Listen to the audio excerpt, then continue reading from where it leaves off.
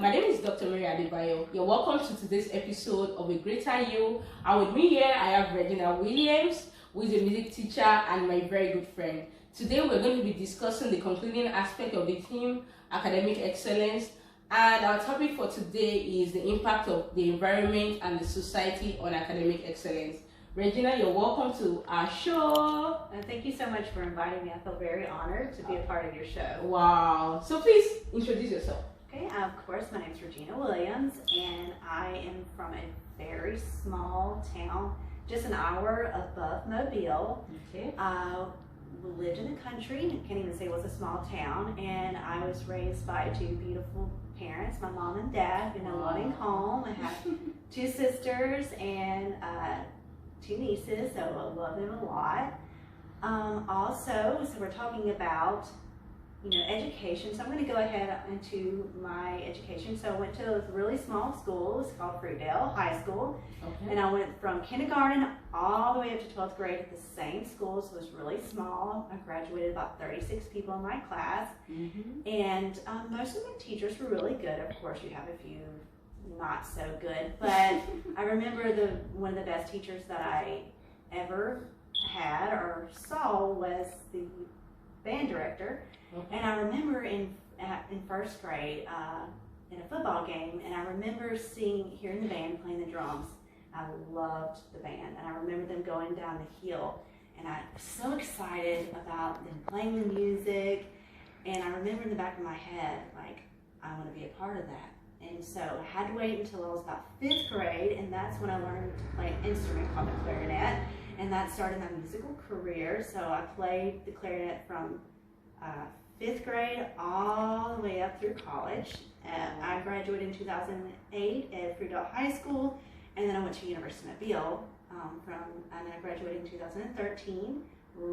Really good, has a musical department. I graduated with music education, which means I can teach elementary, middle, or high school. But the best experience that I had in my college was actually student teaching. Okay. And I student taught under Lori Zachary, and she taught elementary music. Okay. Absolutely loved it. Wow. So, I would like to ask you, as a teacher, how do you think, or what are the things you do in order to help your students achieve academic excellence? Okay, so teachers are so important. So the first thing as a teacher is you have to love it. Mm-hmm. If you do not love it, you need to get out of it, because when you do not make enough money, okay, and you affect your kids so much. Mm.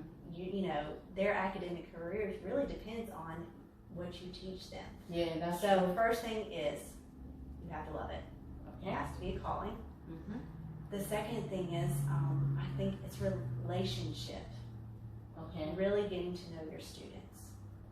You don't want to see them as a number. You want to see them as a person. Yeah. So understanding what they're like, what kind of personalities they have, even their family background is very important. Where do they come from? What is their culture? Okay.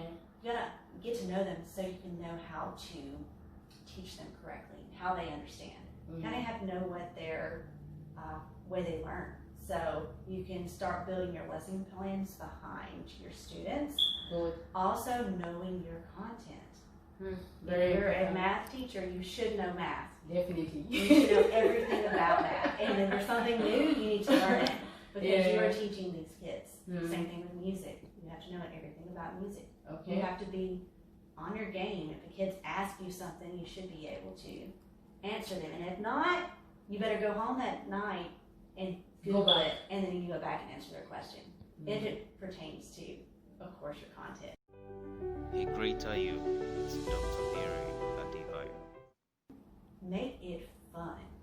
Yes, very important. Make it fun. You have to be creative, because if it's fun, they'll be excited about it, and they'll want to learn. Yeah. I mean, math. I know math is really hard to make fun, but you need to figure out a way to make it fun, and you need to tell the students what math can do.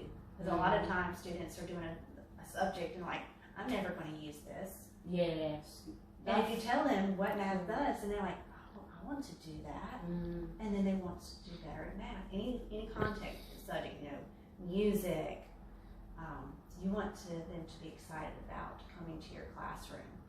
Also, really important is encouraging your students to be the best that they can, academically, as a person, and you want to teach them hard work. Hard work, because if you teach them these things, then they will succeed in life. But lots of encouragement, because sometimes kids come in and they come from a home that is abusive and they don't get any encouragement, and somebody who sees them and sees, oh, I think you can do this, they feel excited about that. They're like, oh, maybe I can. And so it gives them a drive to succeed in life and, be the best that they can be. A greater you.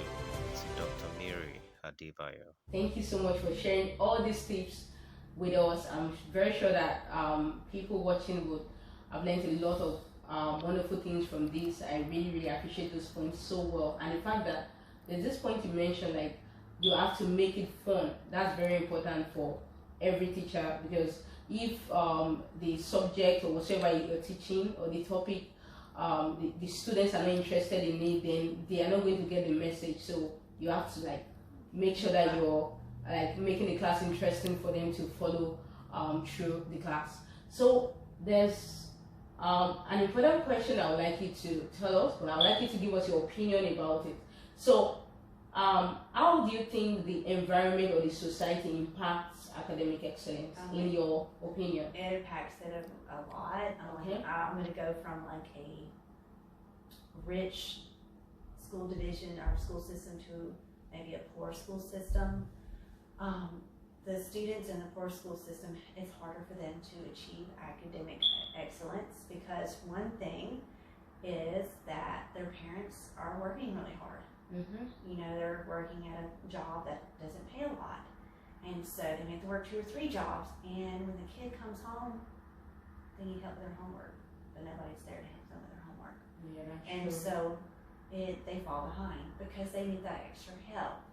Another thing is family structure is so important. Having family members, a mom and a dad who love their child, and they give time to their child, and so they encourage their child, and that child, will do well. Whereas there may be a child who's in an abusive home and their parents verbally abuse them every day, and they have very low self-esteem, and so they are going to have a lower grade as well. There's in the U.S., I'm not sure about any other country, a long time ago, there was a No Child Left Behind policy, where if your schools made good grades, then you get more money. Well, the schools that were in poor school districts, they didn't do well, and so they got some funding cut. Well, in my opinion, those schools need more money, because you want every child to succeed. And so if you put more money into the school system that is failing, then you can be able to get more tutors. The kids can have more school supplies that they need, sometimes the kids' parents can't afford school supplies, and so if you put more money into it, then the child will have what the child needs in order to succeed in education, or into further their education. So it's very important. Also, another thing I talked about is boys who are raised in a single parent home with just a mom, and they don't have any good male role models to look up to. They really have a hard time succeeding, but they need that male role model to tell them that they can do it. For example, I remember a lady talking about this, where a lot of her students did not have him. They were just single moms, and the male role models they had were drug addicts. They didn't have a job, and so the boys didn't. They thought that's what a man was supposed to be like, and so it's very important to bring in outside people in your classroom who look like them. And they say, "Hey, I'm a doctor. I came from this situation, and you can do it. You can be what you want to be. With help and with hard work." And if they see that, that kind of gives them a push to want to be and get out of the situation that they're in. Okay, that's true. A greater you with Dr. Mary Adebayo. Thank you so much for your insight about all this. You talked about how like the environment actually influences academic excellence through the fact that it's important for the facilities, or like if schools should have like adequate facilities, Yes, adequate enough funding. equipment and funding in order for that environment to be conducive for learning. You've also touched on how the society influences academic excellence, like for instance, students or children that are around people that are doing well in their career, or like that have good jobs, or that are wonderful role models. Those type of children or students who aspire to be like those people. For instance, you are around doctors, you're around lawyers, you're around accountants, teachers, people that like are doing well in their professions. Students or children in those vicinities who aspire to be like those people, compared to children or students that are living in like very poor regions that they don't really have anyone to look up to. So I would encourage every one of us to be like wonderful role models to everyone around us, and if possible, we can reach out to people in like less privileged environments in order to make them see like that they too can become like us, they too can become better, and so that they can become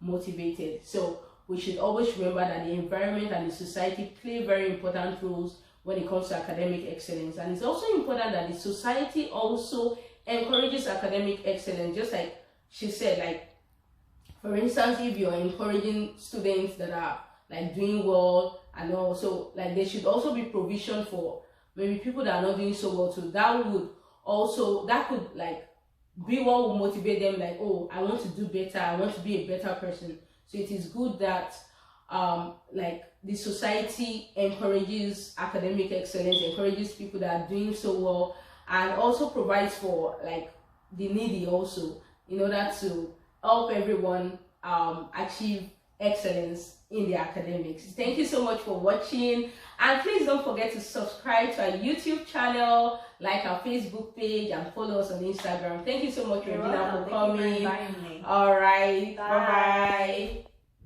bye. A greater you with Dr. Mary